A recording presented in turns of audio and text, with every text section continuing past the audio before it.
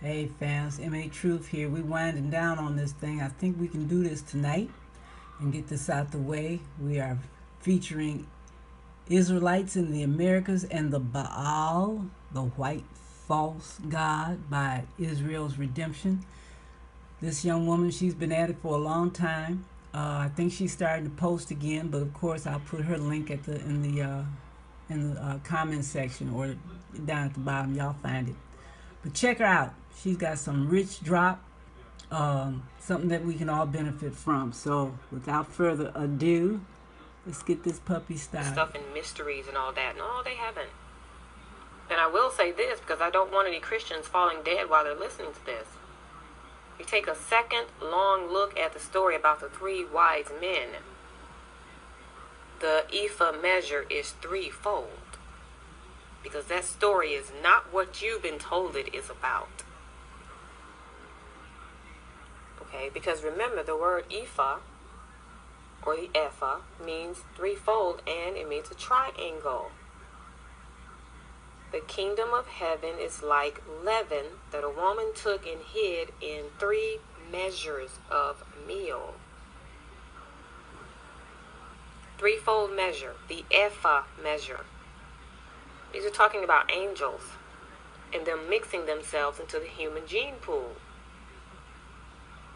Now here's a picture of Rihanna with the serpent or the seraph between her legs. It's highly symbolic.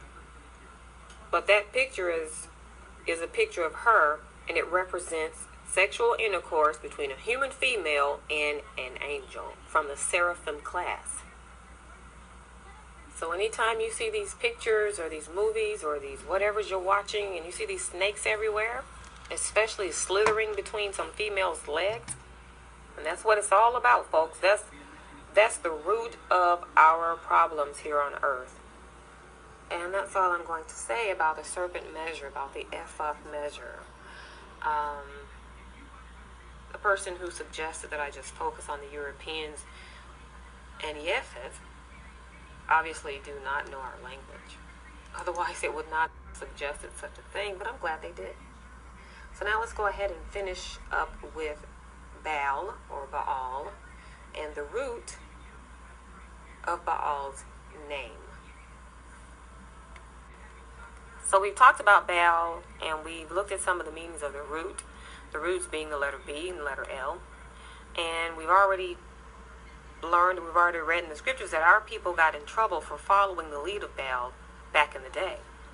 We've also realized and learned just by looking at the meanings of these letters that the people of Baal, the Baal people I should say, are white. Another example that I can give you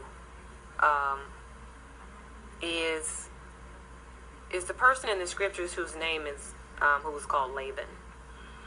He has the same root in his name, that B and that L. The only difference is that he has an N. Okay, so that adds something to his name. He has more than just the B and the L, but that root is still there. But his root is a little different because he has the B, the L, and the N. In case you didn't realize this, the roots that are in Laban's name is the exact same root for the word albino. That's where the word albino comes from. We have to remove the vowels. So when you remove the vowels, in our language, you're just left with that letter L, B, N, and then you can add an O at the end. That's albino. And Laban was albino. So the root Baal means white. But in the case of the descendants of the angels, there's no N. So they're not albino. I do not allow people to try and funk around with my intelligence and tell me that white people are just wicked, evil albinos. Because they're not. And what I invite all of you to do is to study your language, and you'll discover that for yourself. So Laban in the scriptures was albino. And Jacob married his daughters, if you recall. So don't let anybody try and fool with your head and say, well, Laban was white. No. He was not European. He was albino. Lbn and then the vowel O. That's how it works in our language. So now to close out, we get all of this information about these white people. Now in the past, when our forefathers were following these white people, they were allowing them to come into their territories and put up these statues. And the statues would always be representations of those white people and their leaders. Of course, you can see an example of that if you go to Greece and you go to Rome. Look at the history books.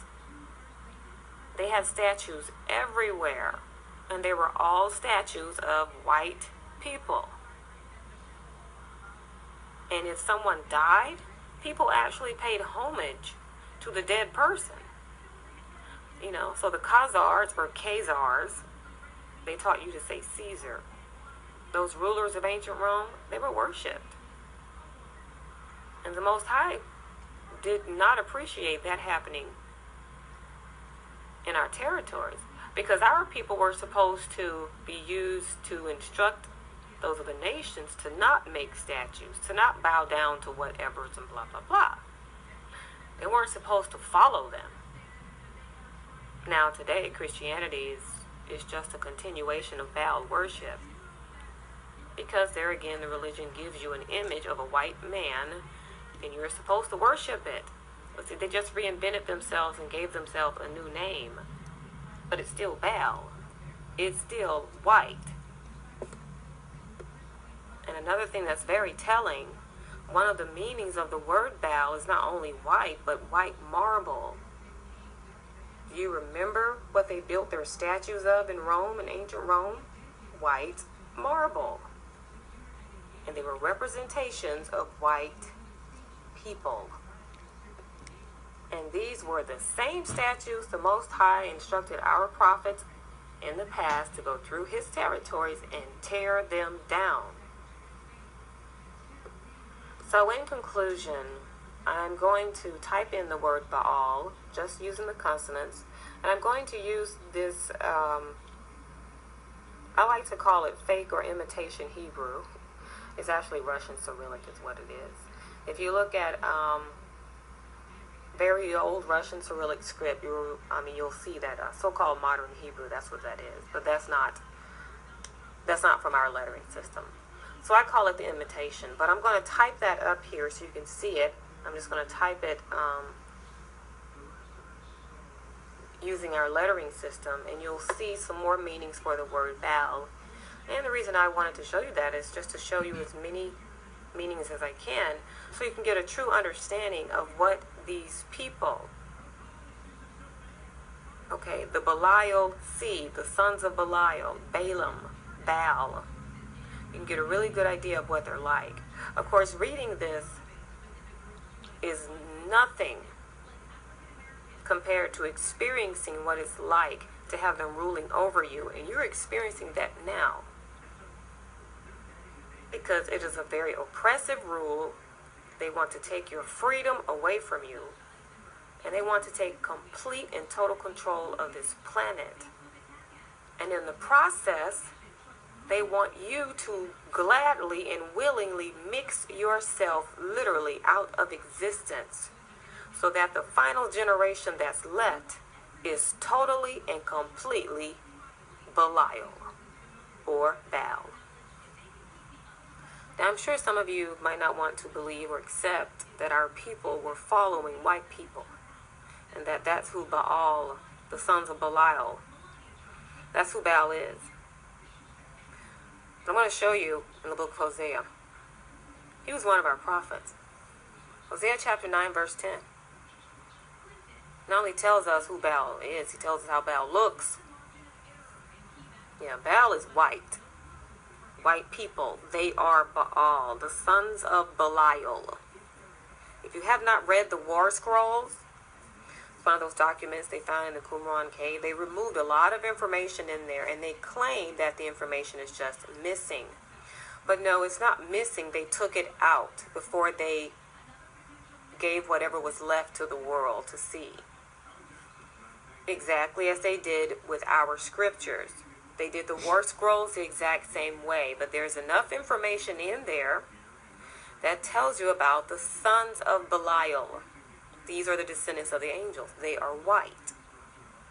Let's go to Hosea chapter 9, verse 10, and let's find out exactly who our people were following.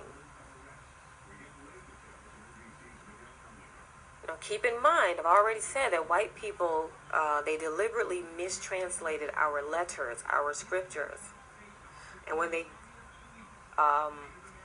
kindly gave them back to us, the ones they decided we could get back, they translated them in such a way that so you would never find out the truth. This is one of the reasons why they prevented you from speaking your own language when you came here, or even keeping your own name.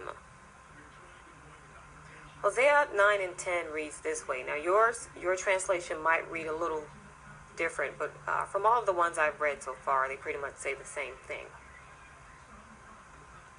Now this is our prophet, our forefather, making an announcement. This is what the Most High told him to do. He's speaking about our people. Hosea chapter 9, verse 10. I'm going to start in verse 9 as well. They have gone deeply into depravity, as in the days of Gibeah. The Most High will remember their iniquity. He will punish their sins. I found Israel like grapes in the wilderness. I saw your forefathers as the earliest fruit on the fig tree in its first season.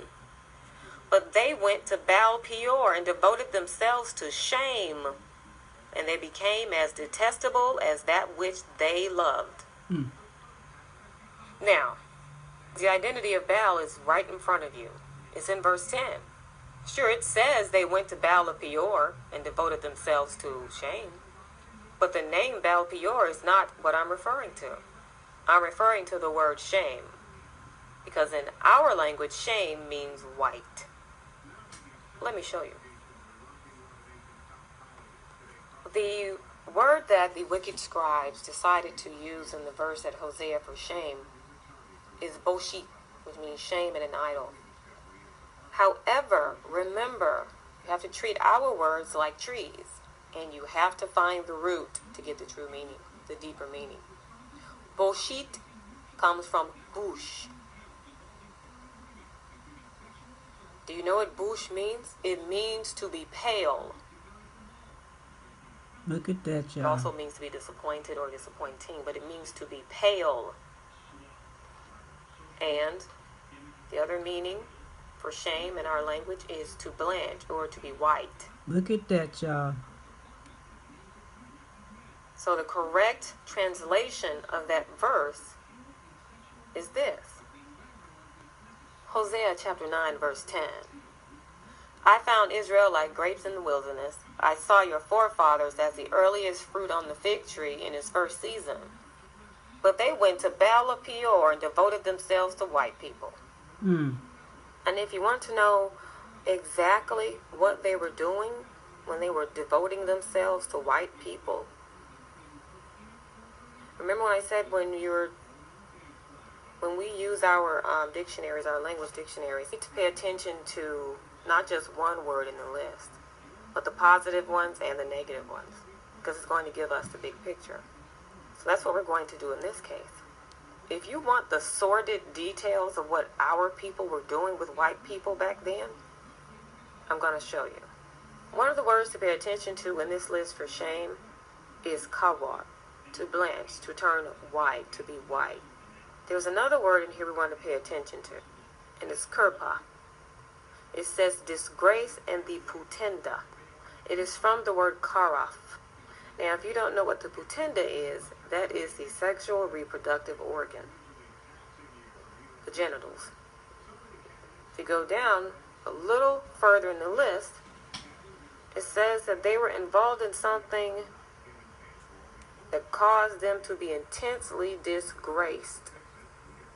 Wow. Another word in the list is nudity. And then if you come down a little further, you're going to see the putenda once again, the genitals. They were treating white people as if they were something to be idolized, and they were having sexual intercourse with them. That's what they were doing. I got to stop it there because I don't know how much time I got left on this little camera, but trust me, we will finish off these last few minutes later on. Peace. MA Truth out.